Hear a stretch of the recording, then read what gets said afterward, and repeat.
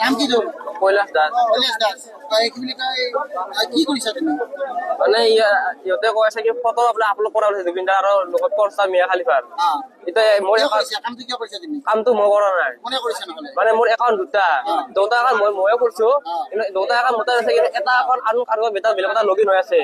এই ফটোখন সি পোষ্ট মই পোষ্ট কৰা নাই। লগৰটোৰ নাম কি? কনক দাস। ক'ত থাকে? কনক বৰ্মন। ক'ত তামোলপুৰ আমাৰ গাঁৱৰে ল'ৰা। তামোলপুৰৰ ল'ৰাই চলাই আছে তাৰ লগত আছে আৰু এতিয়া সি তামোলপুৰত নাই, এতিয়া বাহিৰত কাম কৰি আছে। এতিয়া কি হ'ল মানে এতিয়া কি কৰিছে? এতিয়া ফটোখন মানে একাউণ্ট যিহেতু একাউণ্টটো মোৰ একাউণ্ট, সেইকাৰণে মোক আপলোড কৰা বুলি কৈ আছে। ফটো আছে নাই? লগৰজনৰ ফটো আছে নাই? ফটো বৰ্তমান নাই লগত। লগৰজনৰ ফটো আছে নাই? ইনষ্টাগ্ৰাম তাৰ ইনষ্টাগ্ৰাম আছে। ইনষ্টাগ্ৰাম আছে? ইনষ্টাগ্ৰামটো নাই কোৱা।